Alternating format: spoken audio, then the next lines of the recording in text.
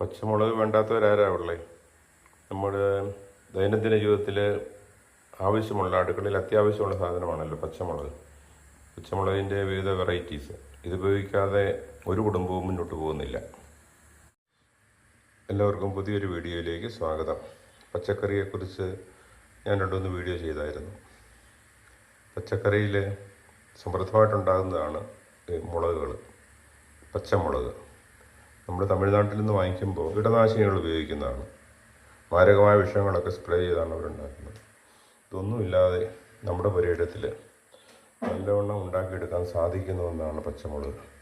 പച്ചമുളക് തന്നെ പല വെറൈറ്റി നമുക്കുണ്ട്. പച്ചമുളകിൽ സാധാരണ നമ്മൾ പറ്റൽമുളക് എന്ന് പറയുന്നതാണ്. ഇത് പഴുത്ത് കഴിയുമ്പോൾ അത് പറിച്ചുണങ്ങിയെടുത്താൽ പത്തൽമുളക് നമുക്ക് ഉണ്ടാക്കിയെടുക്കാം.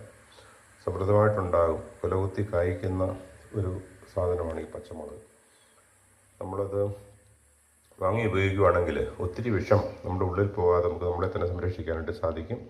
അതുപോലെ തന്നെ കാന്താരി മുളക് പഴയ കാലം മുതൽ തന്നെ ഉപയോഗിക്കുന്നതാണ്. കാന്താരി 2 കാന്താരി ഉണ്ടെങ്കിൽ ഒരു വീട്ടിലേക്ക് ആവശ്യമുള്ള കാന്താരി മുളക് സമൃദ്ധമായിട്ടുണ്ടാകും.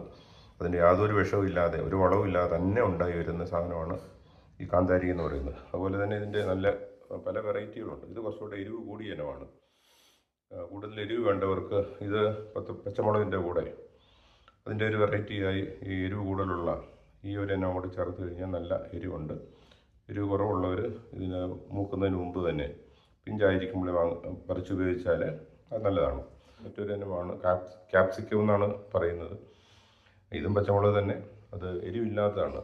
എരിവ് ആഗ്രഹമില്ലാത്തവർക്ക് മുളകിൻ്റെ മറ്റ് പ്രത്യേകതകളെല്ലാം ചേർന്ന ഇത് നട്ടു വളർത്തിയാൽ കൊച്ചുകുട്ടികൾക്കൊക്കെ നമ്മൾ കറികളൊക്കെ വെക്കുമ്പോൾ ഇത് കറിയിൽ ചേർത്ത് കൊടുക്കാനായിട്ട് സാധിക്കും.